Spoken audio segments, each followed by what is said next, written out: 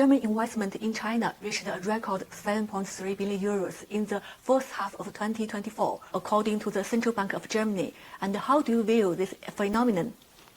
That's a very interesting development, which continues what we have seen last year. In 2023, we already had record German investments in China.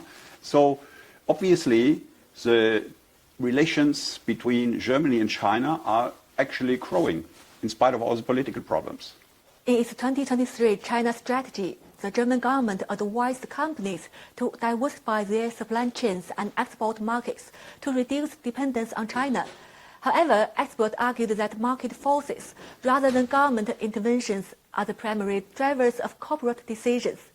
The continued rise in German investments in China indicates that the German government's economic policy towards China is losing its effectiveness. And how do you think this idea? The role and importance of the government for the German economy is always overestimated. Actually, the government is not that important for the German business world because the business people make their decisions according to their assessment of markets, of growth, etc. And of course, one decision is to diversify. The other aspect is that China is such an important market for the German companies that they keep investing there. In recent years, many German companies, including several hidden champions, have been acquired by Chinese firms. Do you think China will become the strongest competitor to German hidden champions?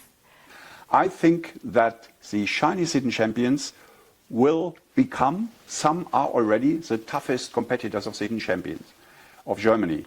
And that has certain foundations. For instance, the orientation of the German and the Chinese economy is rather similar. Both are engineering people, not so much consumer marketing experts.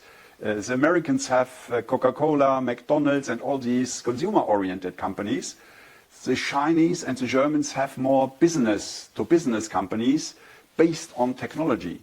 And that's why they are natural competitors, but also cooperation partners.